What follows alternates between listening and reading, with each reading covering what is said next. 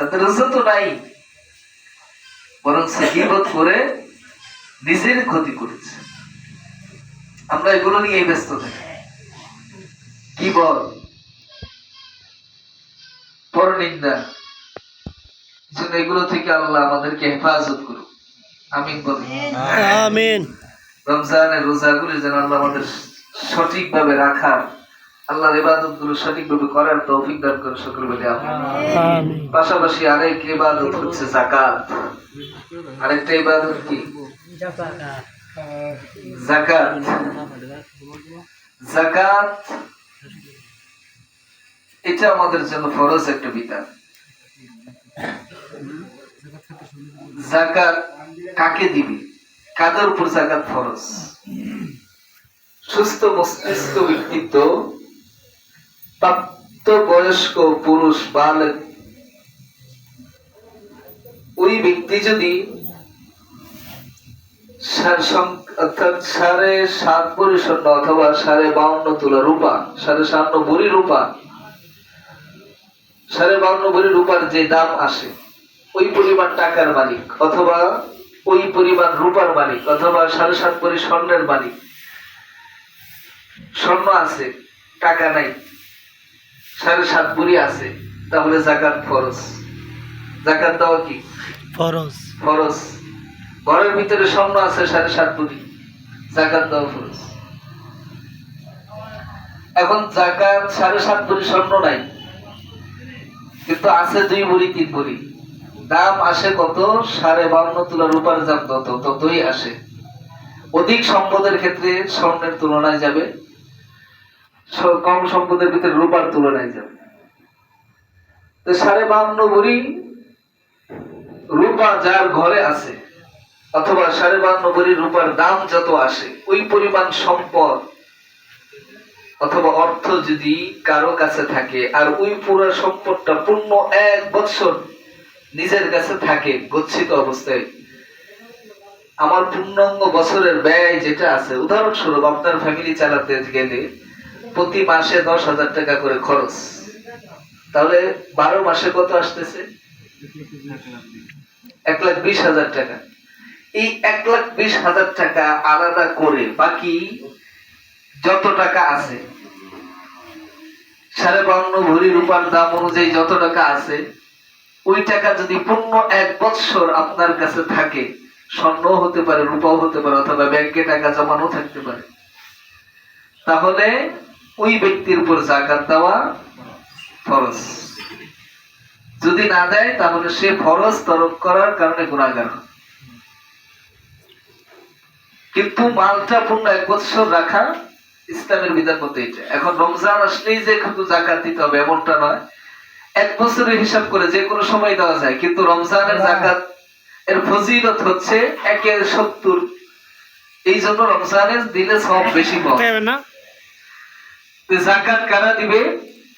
যাদের পূর্ণ 1 বছর সংসারের খোরাক বাদ দিয়ে 52.5 ভরি রূপার দাম কিংবা এর চেয়ে বেশি টাকা অথবা মাল, এখন জমি জমা, এটার কিন্তু আবার যাকাত না, কিন্তু জমির ফসল এটার যাকাত আছে। জমি আমার পড়ে আছে 10 কাঠা, কিন্তু কোনো আয় নাই, এটার জন্য যাকাত নেই, কিন্তু ফসল আসতেছে, এটার কিন্তু যাকাত আছে। এই হিসাব করে যাকাত দাও। এখন কারো প্রতি যদি যাকাত ফরজ হয় নাই, কিন্তু প্রতি শতে 2.5 টাকা হিসাব করে যাকাত দিলেন, মালের বরকত হবে। 2 নম্বর হচ্ছে ফিতরা। ফিতরা এটা হচ্ছে একটা জানের সদকা। ফিতরার ক্ষেত্রে কেউ যদি 52.5 ভরি রূপার মালিক থাকে, 1 বছর থাকতে হবে এমন না, ওই পরিমাণ টাকার মালিক থাকে, তাহলে তার জন্য ফিতরা দেওয়াটা ওয়াজিব। আর কেউ যদি নাও থাকে তাহলেও সদকা দেওয়াটা উত্তম। সদকা দেওয়াটা কি উত্তম? নিজের জানের সদকা হিসেবে আল্লাহর রাস্তায় দান করা, ফিতরা দেওয়া। ফিতরা দেওয়ার নিয়ম হচ্ছে চেষ্টা করা ঈদের জামাতে যাওয়ার আগেই দিয়ে দেওয়া, এটাই হচ্ছে নিয়ম। ঈদের জামাতে যাওয়ার আগে দিয়ে দিবে। যদি কোনো কারণবশত না দিতে পারে, ঈদের জামাতের পর হলেও দিতে হবে। যদি না দেয় তাহলে গুনাহগার হবে, যাদের প্রতি ওয়াজিব হয়ে গেছে। এই জন্য আমরা এটা করবো। এবছর আমাদের ফেতরা নির্ধারণ হয়েছে 110 টাকা। আমরা ফেতরা গুলো দিয়ে দিব। আর দেওয়ার ক্ষেত্রে বিশেষ করে গরিব কিনা এটা একটু দেখবো, ফেতরা দেওয়ার উপযুক্ত কিনা এটা একটু খেয়াল করবো। হুজুর, এক মিনিট কথা কই। ফেতরা হিসাবটা, ফেতরা যে ফেতরাটা দেওয়া, এটা কি টাকা দেওয়া না মনে করেন খাদ্য দেওয়া? ফেতরার যে হিসাব আমাদের মূলত আগের জামানা রাসূলের জামানায় যেটা ছিল এটা খাদ্যের সিস্টেম ছিল, কিন্তু আমাদের তো ওই জব আটা এগুলো বইয়া নাই। এই ক্ষেত্রে ফুকাহায়ে কেরামদের মত হচ্ছে টাকা একজনকে দিয়ে দেওয়া, কারণ ফেতরার মূল হচ্ছে সে খাবার খাইলো, এখন তার খাবার যদি কিনা থাকে তাহলে সে একটা কাজে দিতে পারলো। মাসআলার দিক হচ্ছে এই, কিন্তু ফেতরা দেওয়ার ক্ষেত্রে এমন ব্যক্তি দেওয়া যে যোগ্য। কারণ সে যদি দেখা যাচ্ছে আমি চাউল দিলাম কিংবা আটা দিলাম, এখন ঈদের সময়টা আসছে আর আটা দিয়ে কোনো কিছু দরকার নেই, রুটি বানাবে না, কিন্তু সে যদি সামাই কিনতে পারে বাচ্চা দিয়ে নিয়ে খেতে পারবে। তো এই খাদ্য কেনার জন্য তাকে অর্থটা দিয়ে দেওয়া, এখন সে খাবার সামাই কিনো কিংবা অন্য কিছু কিনো এটা তার ব্যাপার। আর যদি খাবারের দিক থেকে তাহলে ময়দা দিতে হবে, আটা দিতে হবে অথবা চাউল দিতে হবে। তো এই জন্য ফুকাহায়ে কেরাম মাসআলার দিক থেকে এটা অর্থ দিয়ে দাও, তার প্রয়োজনীয় যেটা দরকার সেটা কিনে। তো এইগুলো আমরা ইনশাআল্লাহ খেয়াল রাখবো। আরেক হচ্ছে 3 নম্বর ইতিকাফ। আমাদের একটা মহল্লা, এটা ঠিক কিনা? এই মহল্লার পক্ষ থেকে প্রত্যেকের পক্ষ থেকে ন্যূনতম একজন ইতিকাফে বসা, পূর্ণ 10 দিন রমজানের শেষ দশকে ইতিকাফে বসা প্রত্যেকের জন্য ফরজে আইন, ফরজে কিফায়া, তথা একজন যদি বসে সকলের হক আদায় হবে। আবার কেউ যদি না বসে তাহলে পুরো মহল্লার প্রত্যেকেই গুনাহগার। কথা বুঝতেছেন?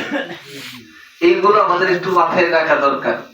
পুরো একটা মহল্লা প্রত্যেকের পক্ষ থেকে তথা পুরো মহল্লার পক্ষ থেকে একজনকে হলো ইতিকাফ বসা ফরজে কিফায়া। যদি কেউ ইতিকাফে না বসে তাহলে পুরো মহল্লার প্রত্যেকেই গুনাহগার হবে। এই জন্য আমরা একজনকে হলো চেষ্টা করবো ইতিকাফে বসানো, নিজ থেকেই বসানো উত্তম। কারণ ইতিকাফ আমি বসলে আমার সওয়াব হবে, আমার ফায়দা হবে, কিন্তু তারপরও মহল্লার পক্ষ থেকে। কারণ আমরা দেখা যায় গ্রামের মানুষ ধর্মীয় দিক থেকে অনেক সময় দেখা যায় নিজের কাজের ব্যস্ততায় ধর্মীয় কাজগুলো করতে পারি না বেশি, কিন্তু তারপর মহল্লার পক্ষ থেকে একজনকে বসানোর চেষ্টা করা। যিনি বসবে ওনার এরকম নিয়ত থাকবে না যে আমাকে অর্থ দিবে এটা তার আমি বসতেছি, এরকম নিয়ত থাকবে না। আর যারা বসাবে ওনাদেরও এরকম না যে টাকার বিনিময়ে বসাইছে, এরকম যেন মন মানসিকতা না আসে। কিন্তু হ্যাঁ, ওনাকে আমরা উনি দীর্ঘ সময় আছে, আমরা ওনাকে একটা হাদিয়া দিতে পারি মসজিদের পক্ষ থেকে, মহল্লার পক্ষ থেকে, মহল্লাবাসীর পক্ষ থেকে, মসজিদ কমিটির পক্ষ অর্থাৎ মসজিদের ভাগ থেকে ইতিকাফে যিনি বসবে তাকে যা কোনো কিছু হাদিয়া দেওয়ার সিস্টেম নাই, জায়েজ নেই। মসজিদের ভাগ থেকে ইতিকাফে যিনি বসবে তাকে কিছু দেওয়া জায়েজ নাই। মহল্লাবাসীর পক্ষ থেকে কিছু হাদিয়া দিলে দিতে পারবে, এটা সম্মান ব্যক্তি যদি একটা দেওয়া যায়। তো এই জন্য আমরা একজনকে ইতিকাফে বসাবো। হুজুর ইতিকাফে এবার কেনা বসতে